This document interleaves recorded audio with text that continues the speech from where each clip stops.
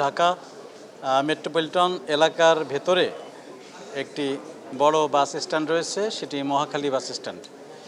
তো এই bus stand থেকে টাঙ্গাইল, ময়মনসিংহ এবং এই উত্তরাঞ্চল দিকে যে সমস্ত গাড়িগুলো যায় সেটি এখান থেকে নিয়ন্ত্রণ করা হয়। এই বাস স্ট্যান্ডে যে পরিমাণ স্পেস রয়েছে সেখানে মাত্র 400 গাড়ি পার্ক করার সুযোগ রয়েছে, কিন্তু এই এলাকায় গাড়ি চলাচল করে 1800। তো যার জন্য এই গাড়িগুলো রাস্তার ভিতরেই পার্ক করা হতো দীর্ঘদিন ধরে, এবং এখান থেকে যে গাড়িগুলো উত্তরা হয়ে আবদুল্লাপুর হয়ে যারা ঢাকার বাইরে যায় সেই গাড়িগুলো যেখান থেকে ছাড়ে মহাখালী বাস স্ট্যান্ড থেকে ছেড়ে বনানী পর্যন্ত তারা একটু একটু পরে যাত্রী তুলতে তুলতে তারা যেত। বিশেষ করে মহাখালী রেল ক্রসিংয়ের যে জায়গাটা, সেখানে যাত্রী সাধারণ এসে জড়ো হয়, সেখান থেকে তারা যাত্রী চলে। এই কার্যক্রম দীর্ঘদিন ধরে চলে আসছিল এবং সেটি মহাখালী এলাকার যানজটের প্রধানতম কারণ। তো সেটির জন্য আমরা আমাদের যে মালিক সমিতি, শ্রমিক সমিতি এবং আমাদের ওই সংশ্লিষ্ট যে বাস স্ট্যান্ড যে অথরিটি রয়েছে সকলের সাথে আমরা মিটিং করেছি এবং একটি ডিসিশন নিয়েছি যে যানজট কমানোর উদ্দেশ্যে আমরা এখান থেকে যে গাড়িগুলো যাবে তারা বনানীর আগে কোনো অবস্থাতেই পার্ক করবে না এবং কোনো যাত্রী তুলবে না এবং যাত্রী নামাবে না। সেটিতে সকলে ঐকমত্য হয়েছে এবং এরপরে আমাদের কার্যক্রম শুরু হয়েছে। কিছু কিছু ক্ষেত্রে আমরা দেখেছি যে কোনো গাড়ি তারা তাদের নিয়মটি মান্য করে নাই। ইতিমধ্যে যে মালিক সমিতি শ্রমিক সমিতি তারা কিন্তু তাদের 15টি গাড়িকে জরিমানা করেছে এটি না করার জন্য। তো সুতরাং এটি যে মানা হচ্ছে না সেটি আমরা বলতে চাই না শুরুতে, কারণ যারা যাত্রী এখানে আসে তারা সবাই জানে যে মহাখালী স্ট্যান্ডে গেলে রেল ক্রসিংয়ের কাছে যেখানে পুলিশ বক্সটি রয়েছে সেখানে দাঁড়ালে ওখান থেকে গাড়িতে ওঠা যায়। দীর্ঘদিন ধরে এই প্র্যাকটিসটা চলে আসছে এবং এই প্র্যাকটিসটা যখন মহাখালী বাস স্ট্যান্ড তৈরি হয়েছে তখন থেকেই চলে আসছে। তো সেটি এতদিন পরে আমরা এই কাজটি যখন শুরু করেছি এটিতে একটু সময় লাগতে পারে। আমি মনে করি যে আপনাদের মাধ্যমে যখন যাত্রী সাধারণ জানবে যে মহাখালীতে দাঁড়ালে গাড়িতে ওঠা যায় না, এর থেকে মাত্র 5 মিনিট হেঁটে গেলে এই বাস স্ট্যান্ড, সেই বাস স্ট্যান্ডে গিয়ে সেখান থেকে টিকিট করে বাসে বসে আমার গন্তব্যে যাই, শান্তিমতো যাই, সেটি আমি মনে করি যাত্রী সাধারণ যখন জানবে সেটি আস্তে আস্তে হবে। এবং এটিতে পুলিশ এবং শ্রমিক সমিতি, মালিক সমিতি সবাই মিলে যেহেতু ডিসিশন, এটিতে তাদেরকে বাধ্য করা হবে এবং আমি মনে করি যে এটি শতভাগ কার্যকর হবে।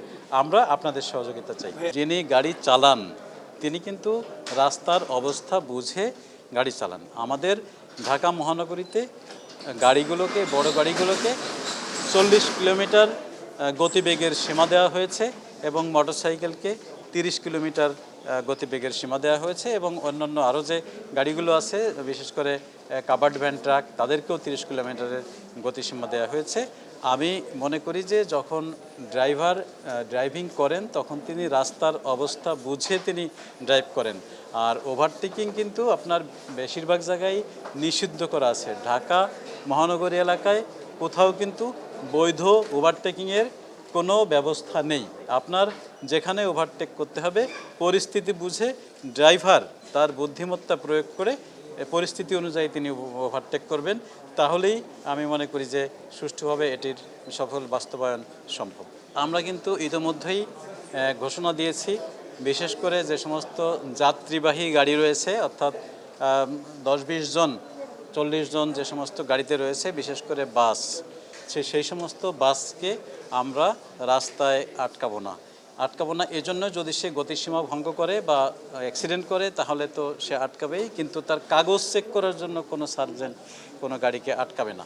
তো সেটির জন্য সে কিন্তু সহজে যেতে পারবে। আর যেটির কথা বলা হচ্ছে যে যদি ক্রয় বিক্রয়ের পরে যদি মালিকানা বদল হলে একটি সমস্যা সেটি রয়েই গেছে।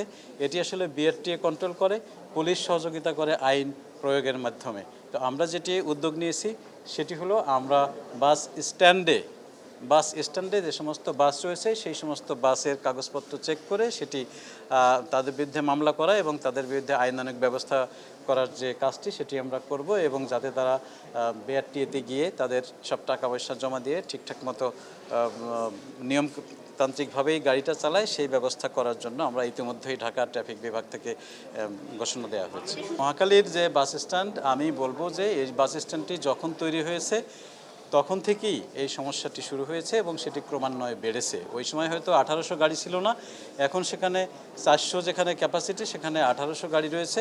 সেই কারণে তাদের রাস্তার ভিতরে গাড়ি রাখতে হয়। আমরা তাদের সাথে মিটিং করেছি এবং আমরা বলেছি যে কোনো অবস্থাতেই গাড়ি 2 লাইনে রাখার সুযোগ নেই। যেখানে যতটুকু সুযোগ রয়েছে সেখানে 1 লাইনে গাড়ি পার্ক করতে হবে এবং এই যে 1 লাইনে গাড়ি পার্ক করার যে আমাদের যে পারমিশনটা, এটিও কিন্তু আইনগতভাবে অবৈধ। রাস্তার ভিতরে কেউ গাড়ি পার্ক করে রাখতে পারে না, কিন্তু বাস্তবতা চিন্তা করে আমরা বলেছি যে এখানে আপাতত 1 লাইনে গাড়ি পার্ক করা হবে এবং এই 1 লাইনে গাড়ি পার্ক করার জন্য যতটা গাড়ি আসার সুযোগ আছে এখানে সেই ততটাই এখানে আসবে, আর বাদ বাকিটা অন্য কোথাও থাকবে, অন্য কোনো রাস্তা হোক, মাঠ হোক, বা তারা নিজস্ব কোনো পার্কিং ব্যবস্থা তৈরি করুক, কিংবা ঢাকা শহরে ঢোকার আগে তাদের থাক, সেই ডিসিশন কিন্তু আমরা তাদের সাথে বসে নিয়েছি ইতিমধ্যে।